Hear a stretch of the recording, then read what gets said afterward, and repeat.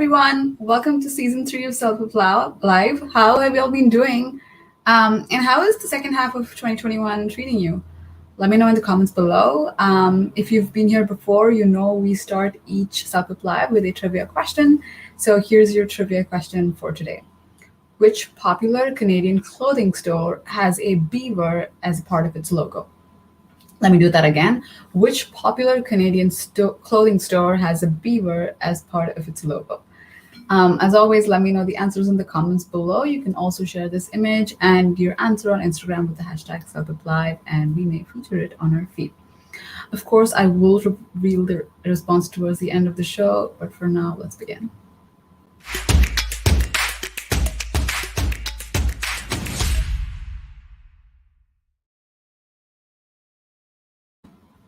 If you're new here, CELPIP Live is an interactive YouTube series made to help CELPIP test takers understand more about the CELPIP test. If you're about to write the test, please subscribe to our channel and click on the bell icon to be notified as soon as we go live. In today's episode, we're discussing task 3 of the reading section. Brandi is back with us to share some of her post-holiday energy. Let's go say hello to her.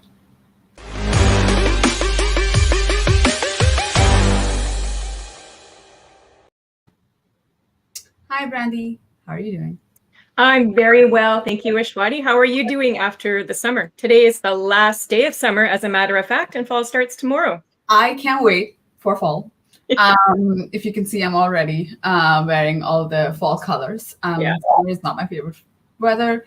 I know it's very popular here with good reason. There's like 2 months when you can get out, but I'm ready for fall.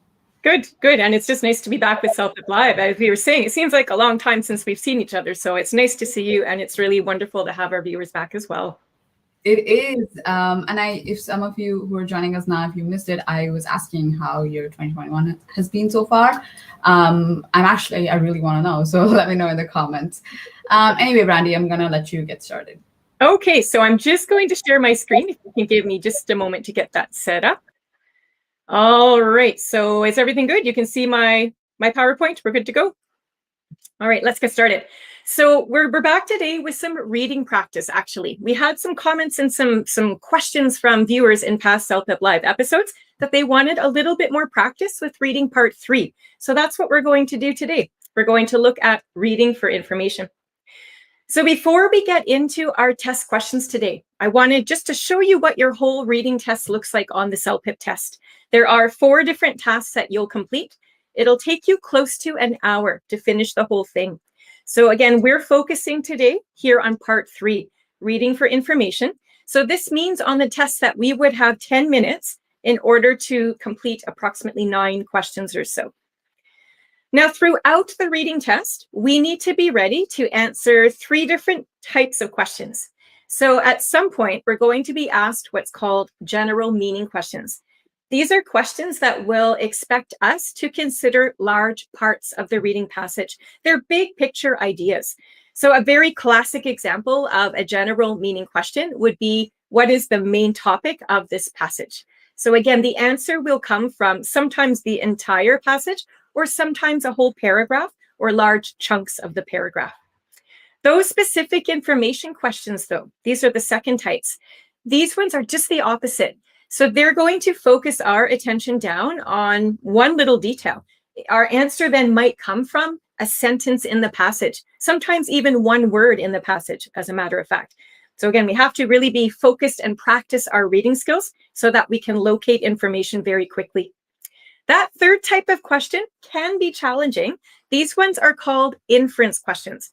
So the answer choices themselves are never stated directly in the passage. Instead, what we need to do is understand what we've been reading about and put all that information together logically to make an assumption or to draw a conclusion. Looking at the answer choices, then we would pick the best, most suitable answer for that question. So we're going to put these skills into good practice today as we look at part 3 of the reading. So a little tip here that I'll mention as we get started is that the reading test itself is going to get increasingly more challenging as the test moves forward. So what that means then is the grammar and even the sentence structure throughout, say, parts 3 and 4 of the test, you'll notice are higher level. you'll probably have longer, more complex sentences. The vocabulary words themselves as well will likely be more, we'll just say high level. All right, we'll look at a few examples of that today. Even the ideas presented. So the critical thinking skills that you'll need to use here to answer these questions successfully, you'll notice that they will be at a higher level, again, as this test moves forward. So because I would say parts 3 and 4 of the test, you'll notice are definitely more challenging than parts 1 and 2. You'll very likely have more of these inference and general meaning type questions in the latter part of the test. That's because these types of questions do require slightly higher level critical thinking skills. All right, so we'll practice a couple of these today. Your test, by the way, for reading is scored based on points. So there are 38 different questions throughout parts 1 to 4 of reading that are going to be scored. And you'll simply receive 1 point for every answer that you give correctly.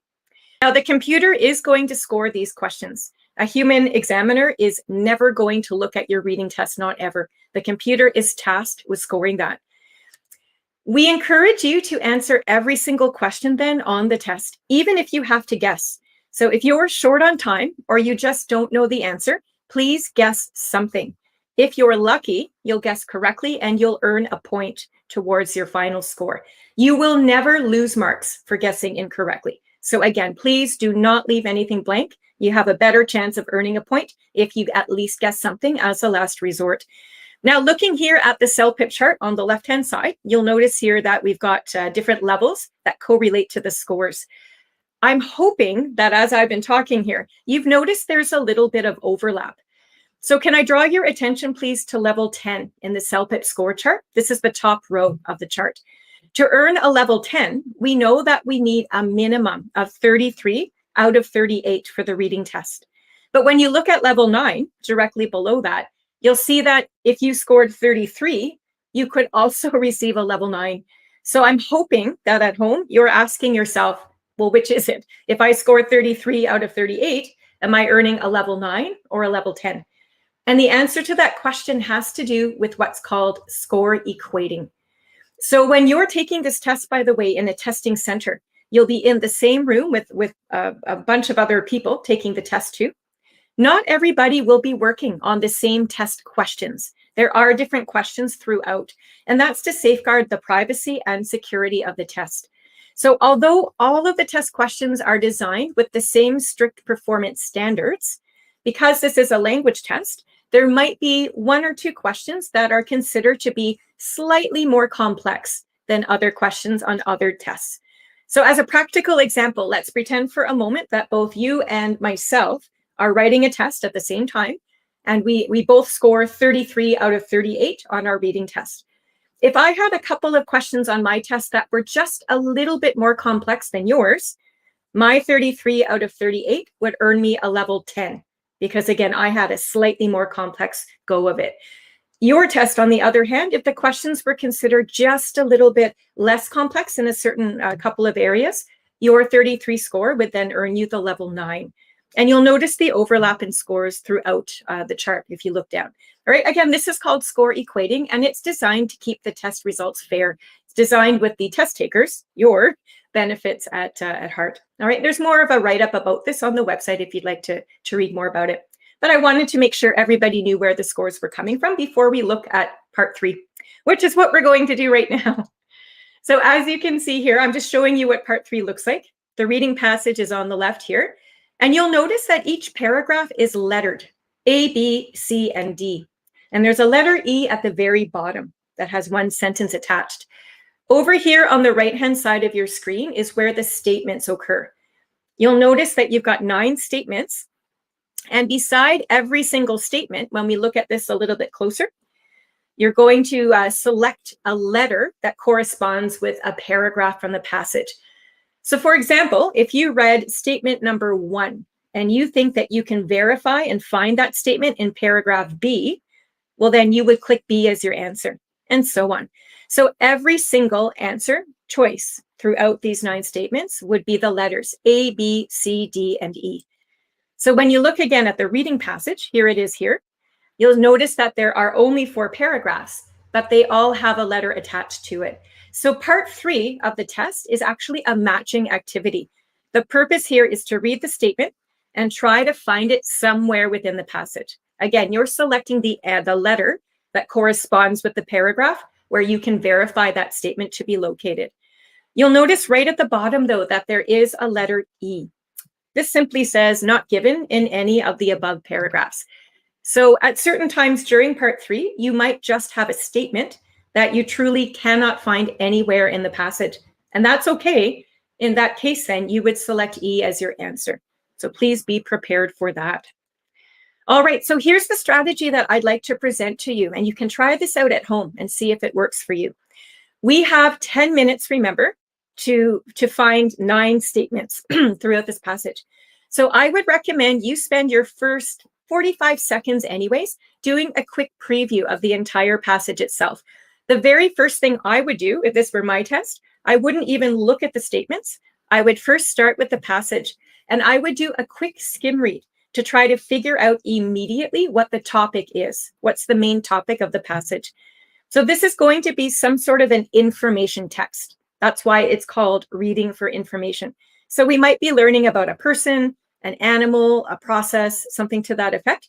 Can I ask all of you at home there, can I give you about 10 seconds even to do a quick skim read and see if you can determine what the topic is? I'm looking for one word.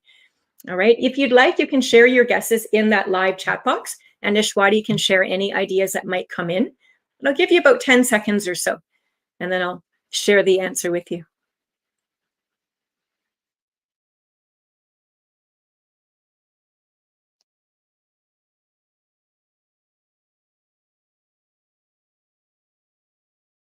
All right.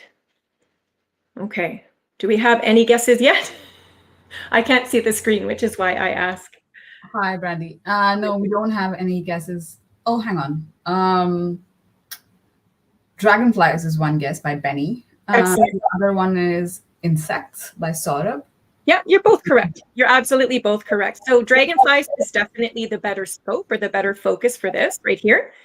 And I'll mention as well, we know that this whole passage is about dragonflies because when you do a quick skim, we notice the word right here, of course, but we also notice the word dragonflies in pretty much every single paragraph. And you'll notice that word comes towards the top of the paragraph, which is how written texts are structured.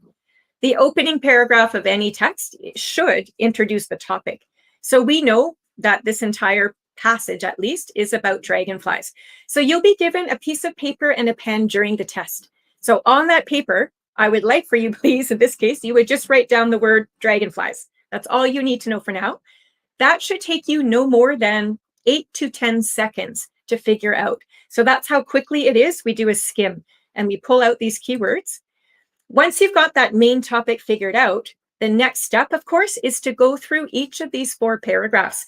You're going to create an outline on your paper. You're going to figure out what each paragraph is telling us about dragonflies. And I would encourage you to write the word down on your note paper because I'll show you what you're going to do with that paper soon. So here's paragraph A. It's a lot bigger now on your screen, so you can see it easier. We know that this whole text is about dragonflies, but can you do a quick skim read here, please, and try to figure out what about dragonflies are we learning in paragraph A? You know, are we learning about how they fly? Are we learning about how they mate? Like, what is the topic here in paragraph A? So again, I'll give you about 10 or 12 seconds here to see if we can come up with any ideas.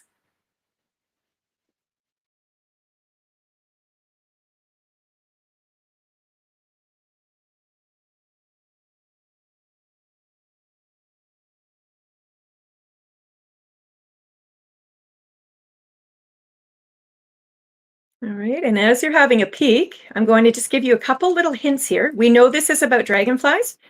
Did you notice we have information about where the word dragonflies comes from? We then understand how long they've been around, how many species exist, and even where they live. So we have quite a few details there, but there's not one specific topic. So really, what paragraph A is all about is an introduction. It's general information about dragonflies. So on your piece of paper, I'm hoping during the test, you would simply write the letter A. Beside that, just put down something like general info. Because later on, when you go back to those statements, When you're reading a statement that seems to give you some general information about dragonflies, an effective reader would say, that topic is covered in paragraph A.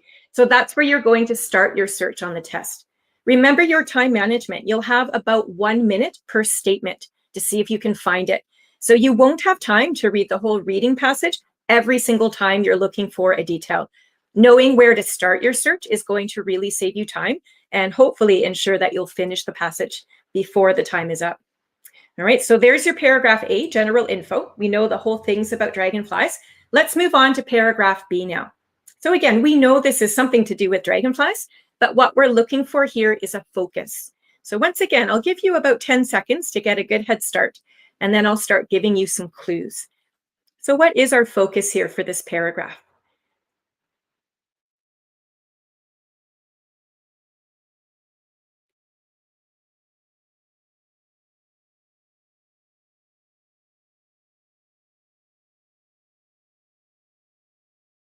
Okay, I'm going to start circling some keywords here that I'm hoping are helping you out.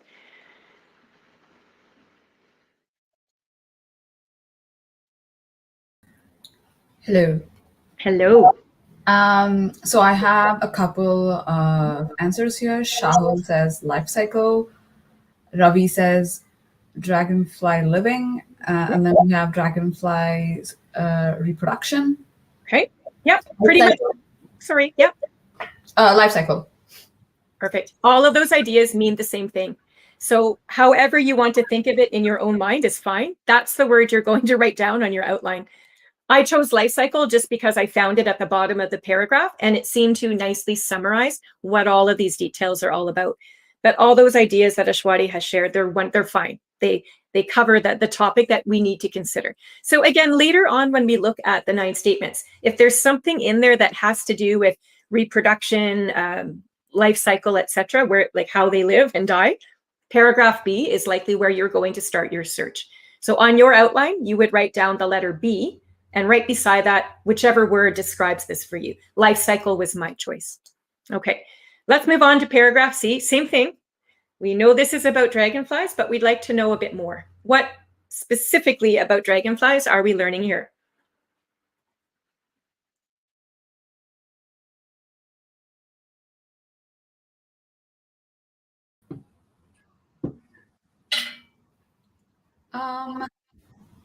We haven't gotten any comments yet. Okay. This one's a bit tricky because there's almost 2 parts to it. So the first part has to do with hunting techniques, which we see right in the topic here. So there's sort of a second part. Somebody said eating. Yeah, that's the other part. You've got it. So basically, this whole paragraph is telling us how dragonflies are hunting and what they're eating, more or less. And there's a couple examples here too. So I think on your outline for letter C, when you write that down, if you just said something about food or hunting, eating, something to that effect would cover the topic of this paragraph. So so far so good. It seems like we're getting the hang of this. Again, you want to take about 10 seconds per paragraph. All right, I know that sounds like a really fast time, but our paragraphs are small enough that I'm hoping that we can skim read quickly enough and start pulling out these details. Anyway, let's finish up. We've got one final paragraph to go. So I'm looking for the topic. We know this is about dragonflies, but what are we learning specifically here? Let's have a quick look through.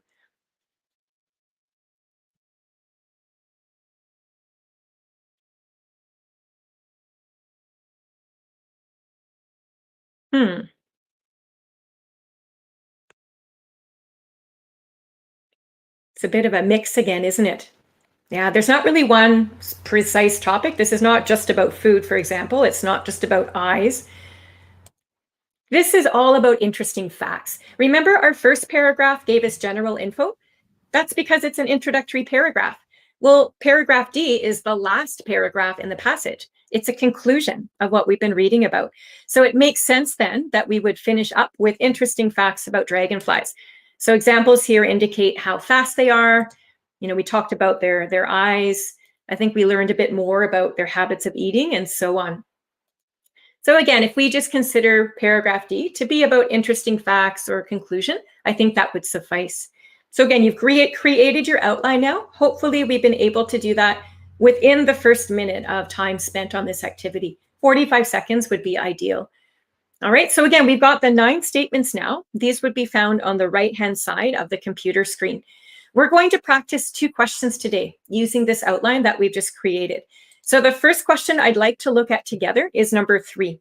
The reason we're starting with number 3 is because, again, we had questions from viewers from past CELPIP Live episodes who were a little bit stuck on number 3. So I thought we would talk about this one together and make sure we all understand what the answer is. So I'm going to make statement number 3 a little bigger now so we can see it more easily. What you're looking at below statement 3 is the outline that we created together. So A, B, C, and D, those are the topics of the paragraphs.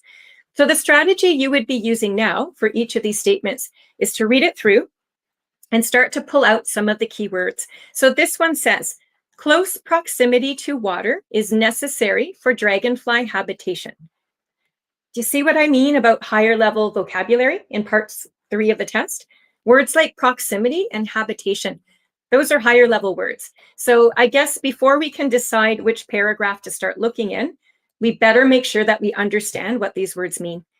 So the word habitation itself, if we think of it just in simple language, it's pretty much the place where the animal lives, in this case, the dragonfly.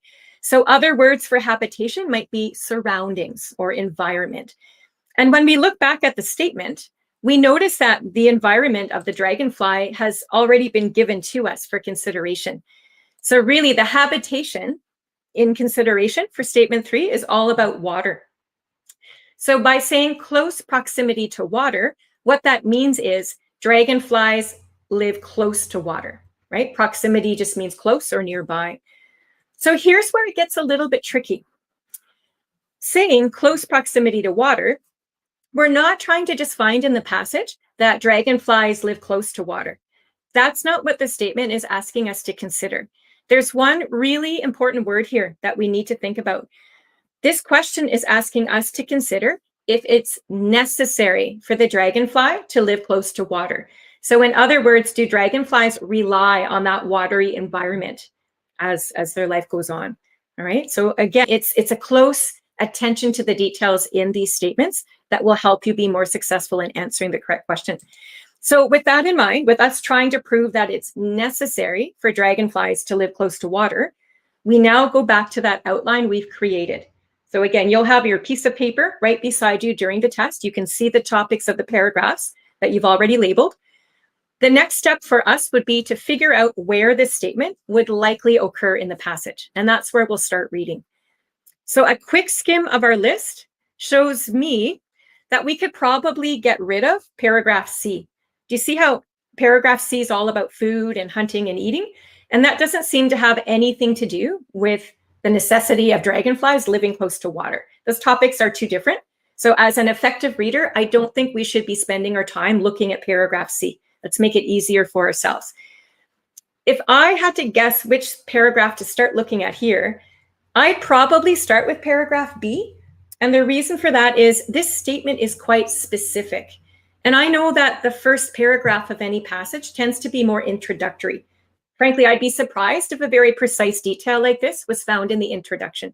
So I'd probably start in paragraph B. But because this is only statement number 3, you're just starting the test, a good strategy actually in this case might be just to start by skim reading paragraph A to see, just in case, to see if the statement's there. If it's not, we can continue to paragraph B. So at least if we're familiar with paragraph A now, even if we can't find this statement here, when we get on to the other parts of the test and we go through the rest of those statements, we'll be much more familiar with what the content of paragraph A is. So this is still a good use of time in a sense, since we're starting the section of the test. So we see paragraph A before us now. We know this is the one about general information about dragonflies. Looking at the statement, number 3, I would pick a word from that statement to see if we can find it in the passage. And because we're trying to figure out if it's necessary for these dragonflies to live close to water, I would probably pick that word water and just do a quick scan. So look through this paragraph quickly. Don't read. I know that sounds funny. Don't read the words. Scan with your eyes. Let your eyes fall quickly over that paragraph until you find the word water. Might be there, it might not, but you're looking specifically for the word water, or maybe a word that's associated with water. Okay, so very quick scan. And that's about how fast that should be done. About 3 seconds, really. We notice the word water at the very bottom of this passage. So as soon as we see that keyword in the passage itself, we're then going to just back it up and read a little more slowly, a little more carefully, so we can start matching some ideas. So the passage says that dragonflies all live near water. And when you look back up at the statement, close proximity to water means living near the water. So the first half of statement 3 is actually found in paragraph A. Okay, so we've matched at least that much. We still can't choose answer A yet. All right, matching half of this statement isn't good enough. We have to then go on and make sure the entire idea is covered in paragraph A. So I think the next part of this statement talks about the habitation. So let's just verify we've got more information about the habitation. So again, a quick scan of this paragraph. If we look for that word habitation, we don't see habitation, but we do see the word habitats. These two words are closely related. They're from the same word family. So I guess what that means then is, why don't we take a moment just to have a look at the part of the passage that includes that keyword habitats. So when we read that a little bit more carefully, we see here that paragraph A tells us dragonflies have a diverse range of habitats. They've been found in bogs and lakes. They have been found in a wide range of environments, and they all live near water. So sure, we learn a lot about the habitation of these dragonflies. Yes, they all live near water, but we're not seeing any information here telling us that dragonflies must live near water. So this entire statement then is not clearly defined in paragraph A.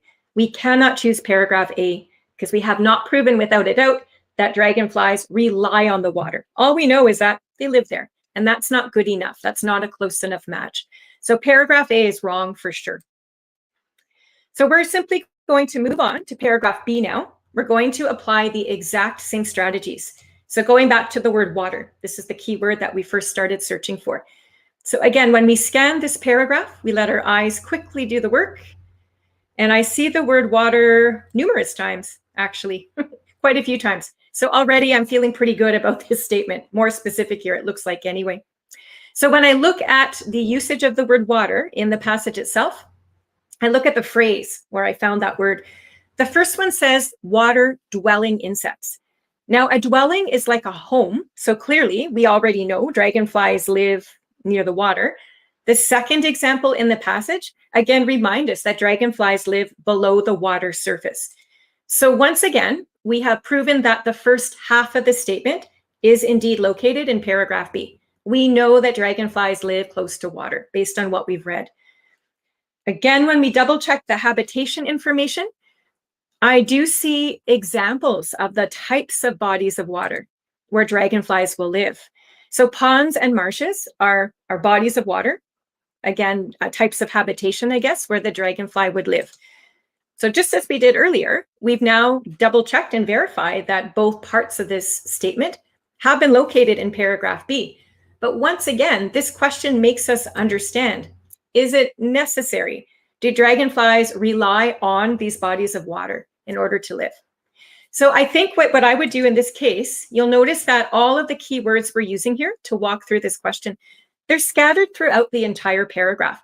So I think what I would do as a reader here is do a quick skim read just to get more information here to figure out if dragonflies truly rely on the water as part of their life cycle, I guess. So first here, near that first example, we see that this is where the eggs are laid in ponds and marshes. And I guess these eggs later on, they hatch and they turn into nymphs.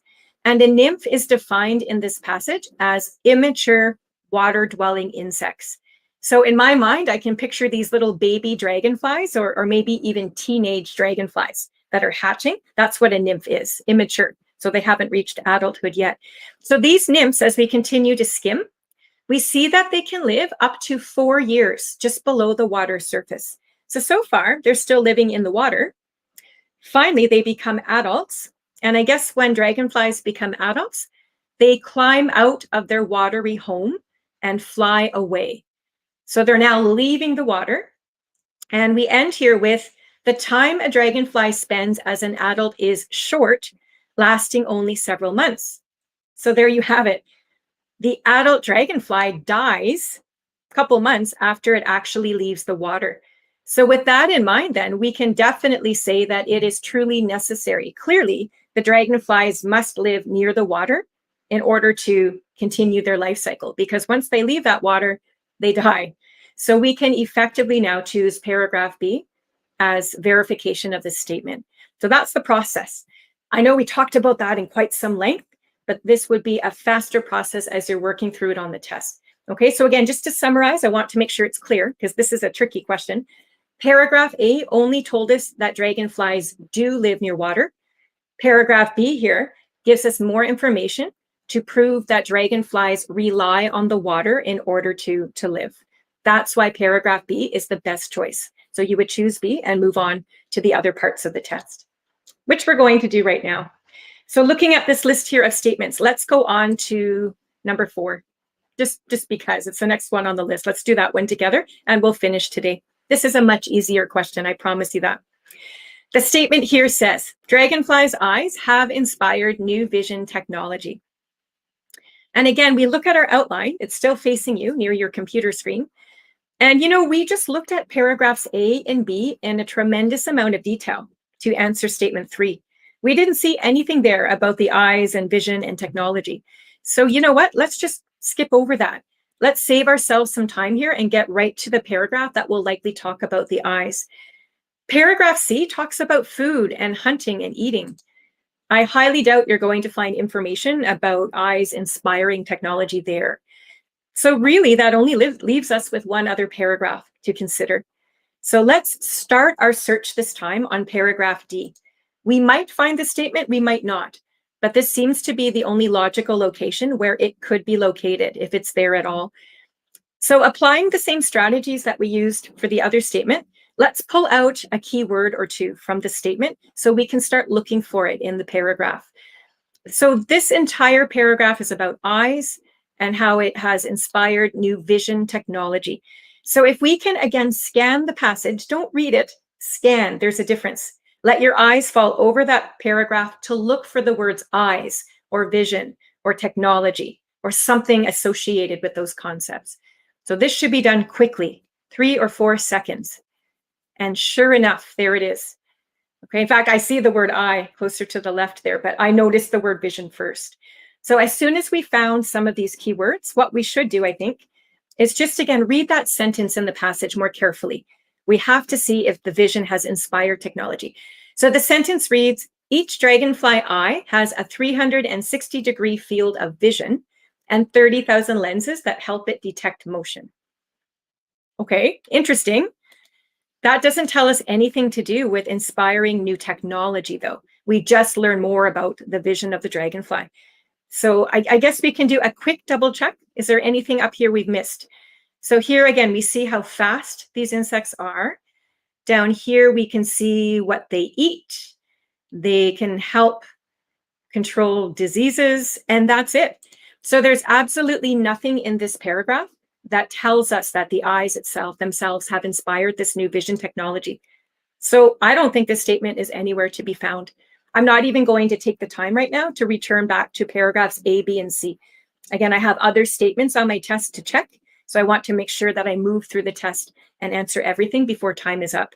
So I'm going to trust my instincts here and say that this statement itself is not located anywhere in the passage at all. And that's why we've selected E as the answer.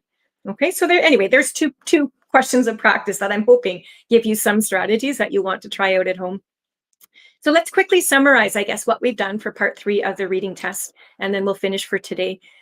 The very first thing I think we should do is take about 45 seconds of time to preview that passage. So remember, we first figured out that this whole passage was about dragonflies, and then we went into each individual paragraph to determine the topic.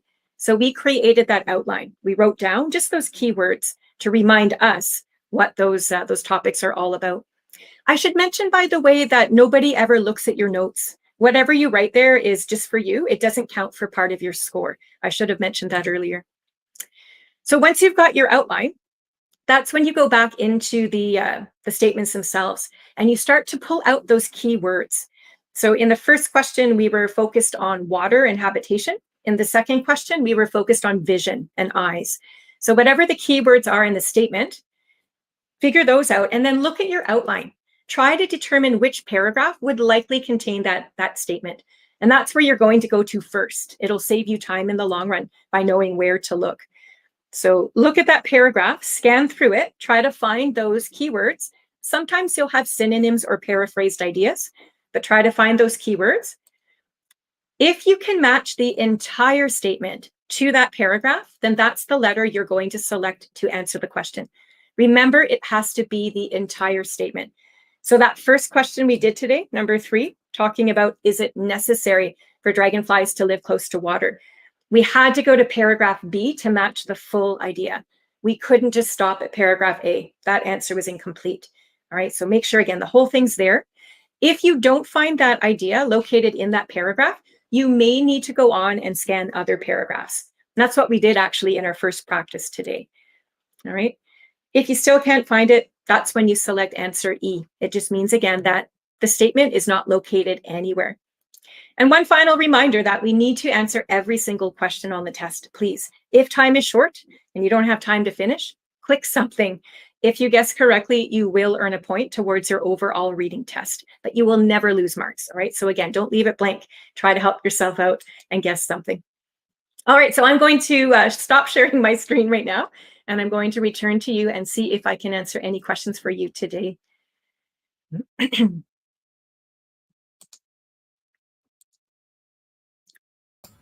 Hi, Brandi. Hi. How are you? I'm good. I'm good. That was a really interesting presentation, actually. I enjoyed it.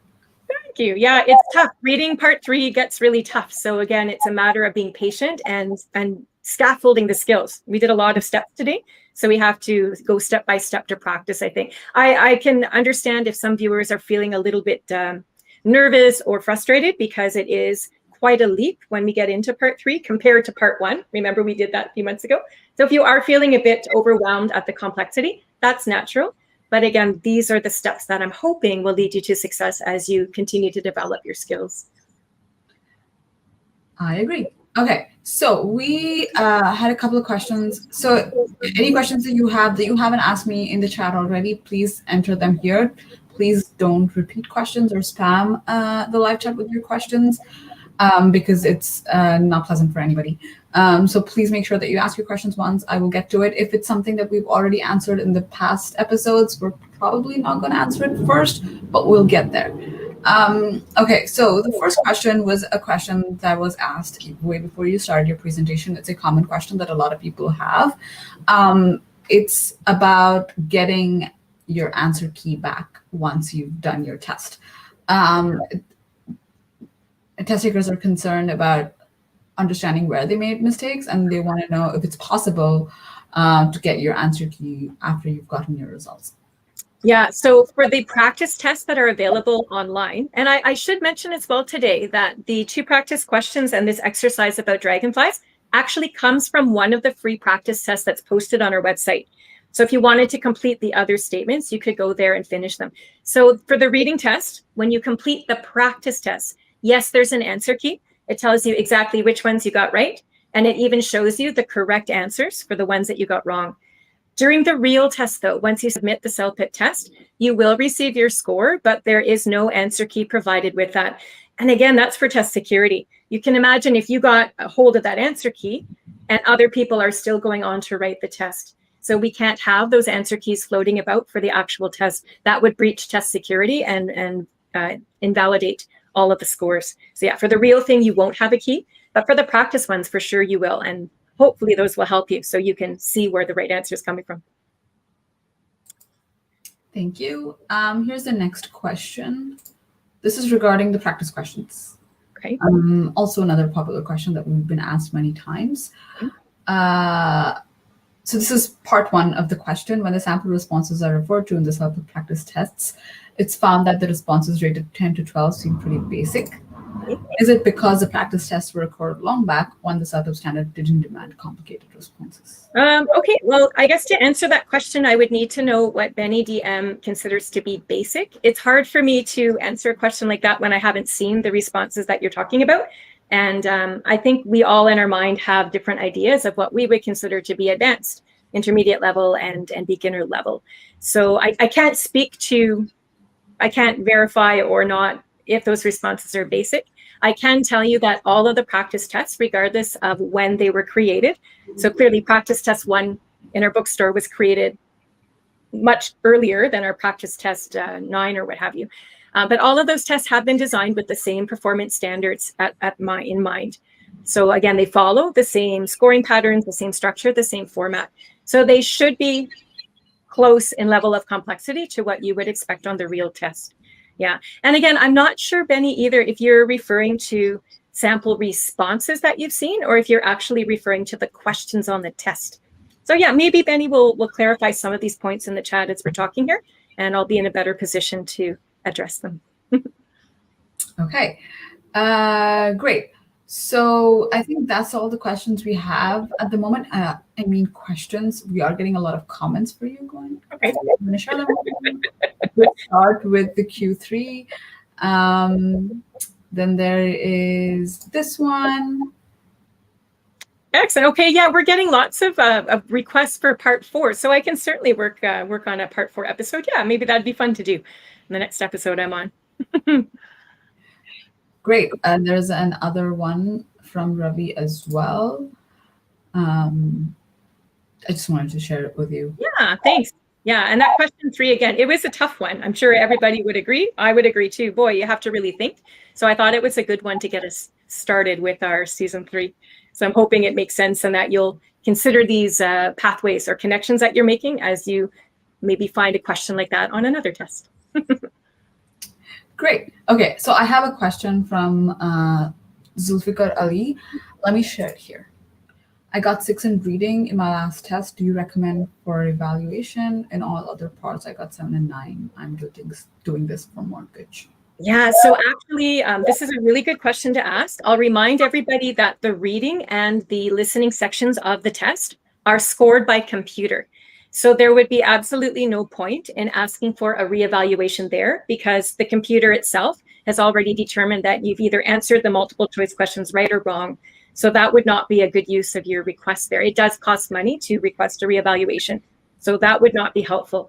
Some people do request reevaluations, though, for the speaking and writing, and that's because it's human examiners that are marking the speaking and writing sections. So there are multiple raters involved here, but if you do want a reevaluation, it would need to be for those productive skills of speaking and writing, not for the reading and listening.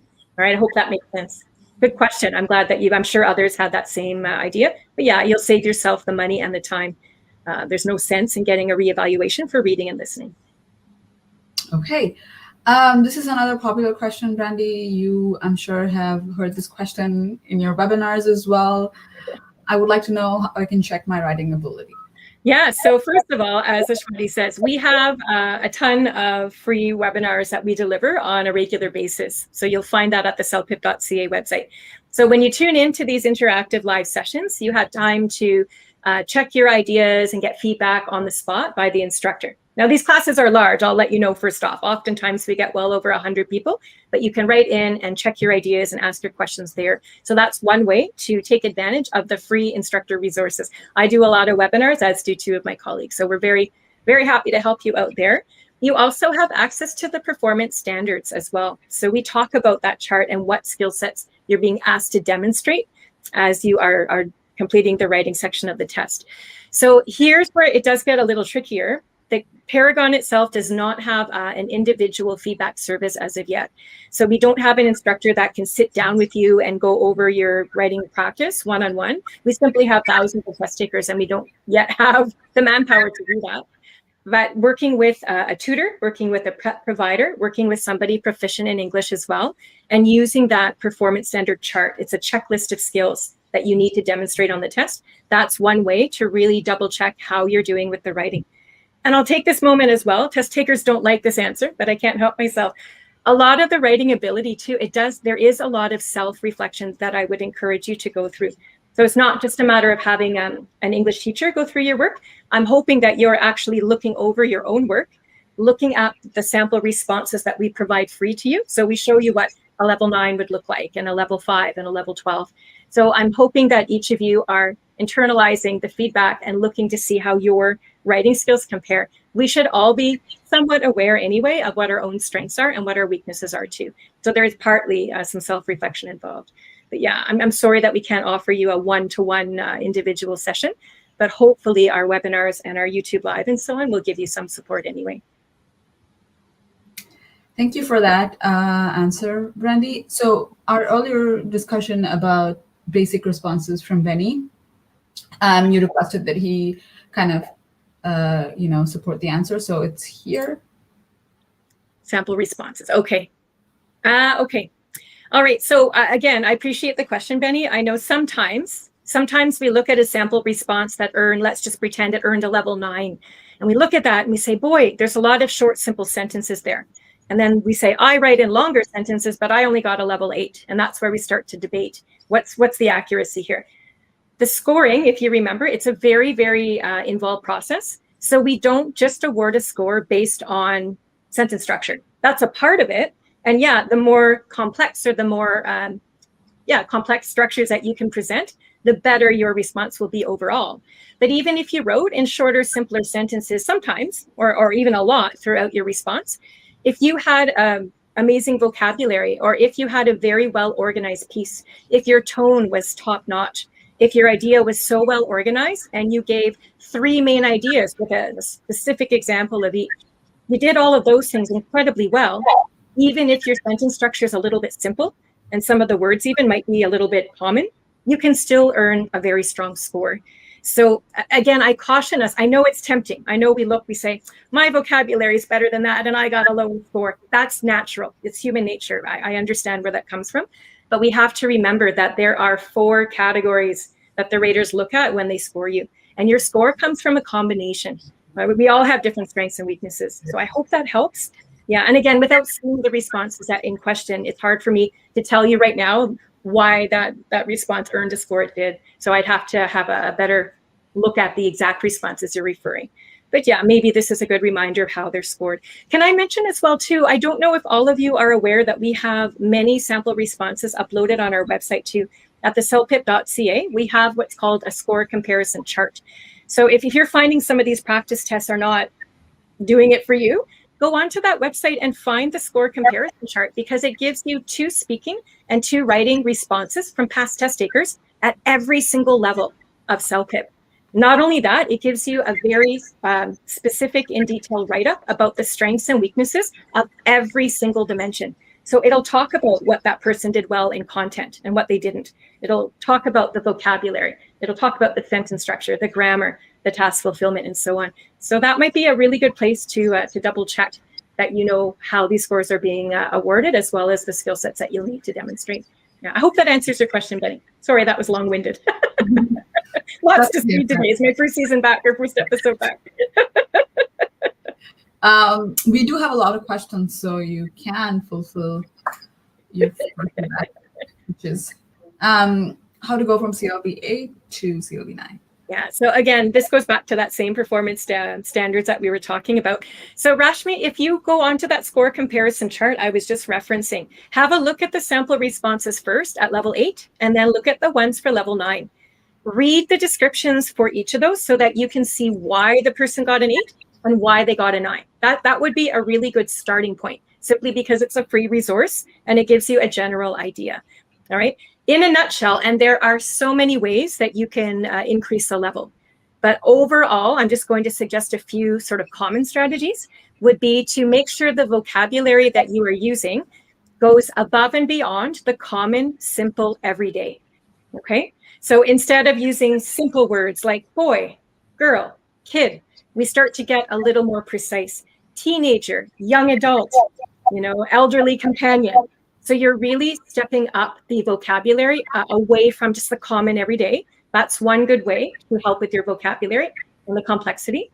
All right. And also your sentence structure too, as we just mentioned. So rather than look at short, simple ideas, you'll notice a lot of the level 8 responses tend to connect ideas together using the basic words like and, so, but.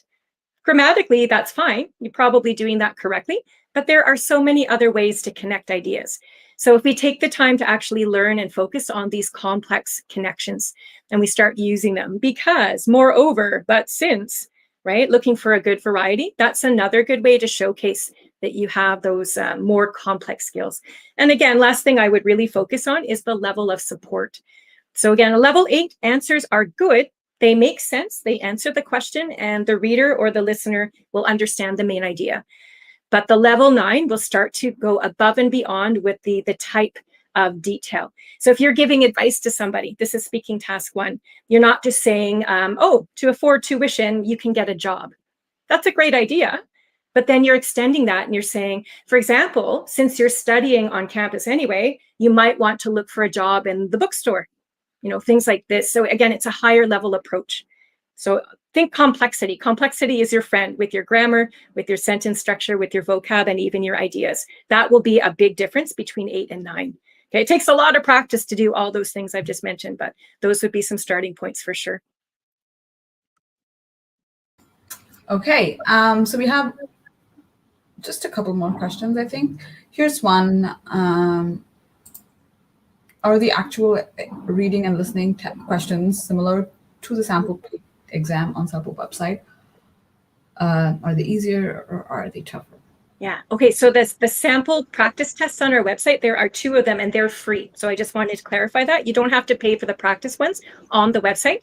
You can purchase additional practice tests in the bookstore. So those are 2 different things. And yes, the reading and listening questions in all of those practice, whether they're free or paid practice tests, they reflect the same structure and complexity that you will encounter on the real test.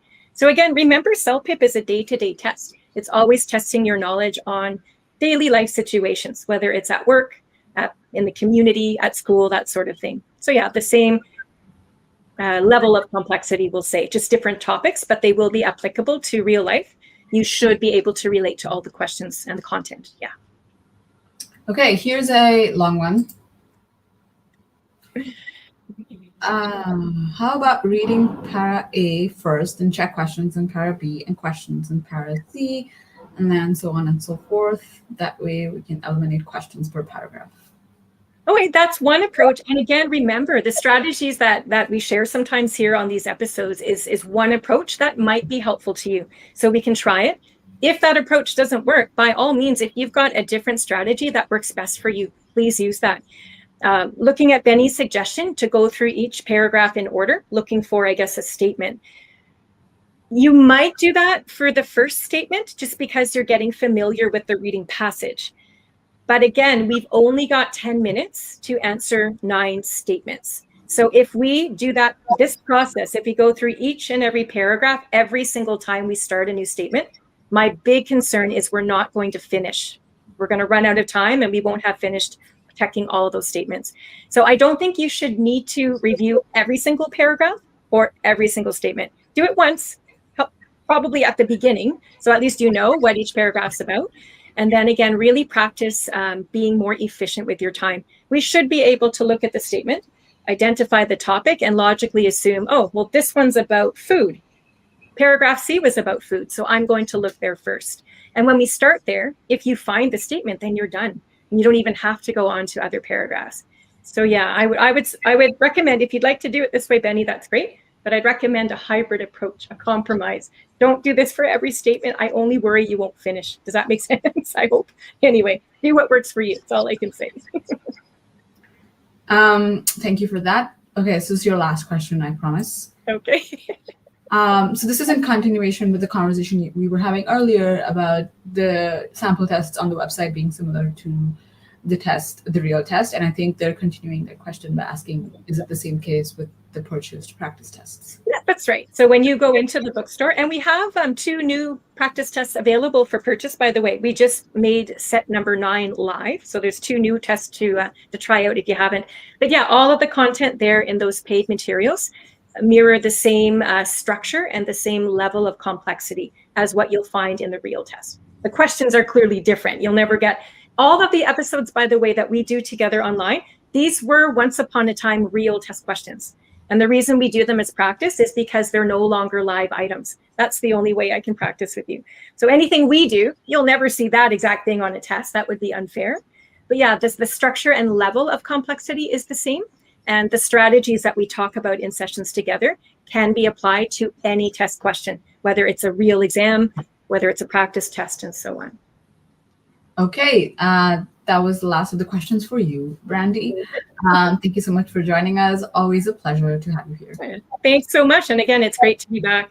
Have a great day, everybody. We'll see you next time.